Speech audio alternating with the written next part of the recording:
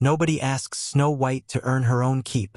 For some reason Disney has decided to do a live-action remake of their classic film Snow White and the Seven Dwarfs. Oh wait, now it's just called Snow White. I guess even mentioning little people in the title of a film is bad.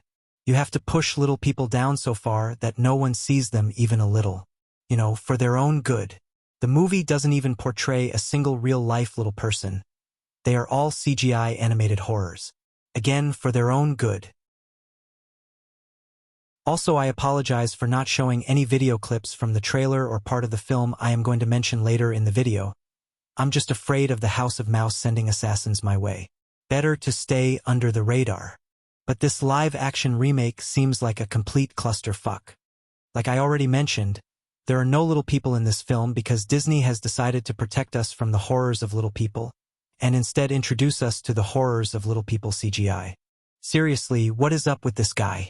He looks like the creepy uncle you should never invite to the family reunion if there are going to be small children there. Even though the original movie is almost 90 years old, the dwarves look so much better in comparison.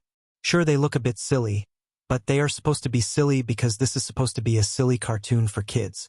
In the live-action remake, they give us animation that looks like AI drew all of the dwarves, and not very well at that.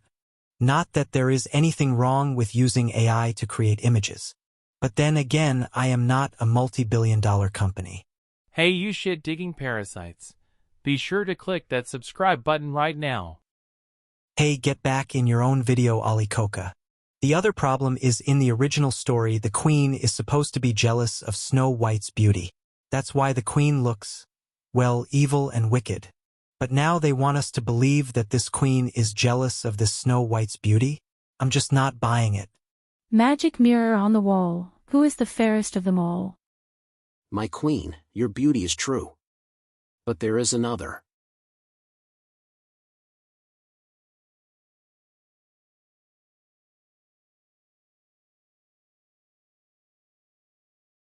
Look, lady, clearly you are the most beautiful one in this kingdom. But the mouse assassins told me to stick to the script because Bob Iger has to buy another mansion.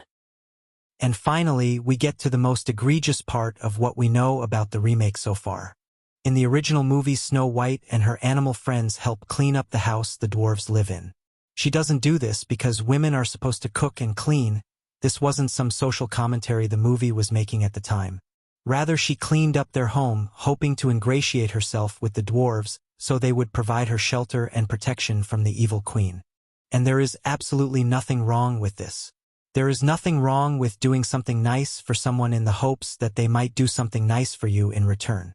But in the year 2024, it is apparently the patriarchy trying to keep women down if a woman so much as even uses a broom, even as a means to earn her keep as a house guest.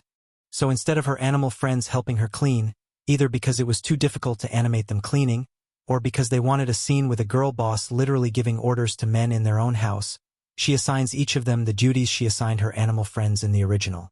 Now when it comes time to use the broom, rather than Snow White volunteering herself, she shoves the broom into the hands of one of the dwarves and says, and he will use the broom. And just look at his expression.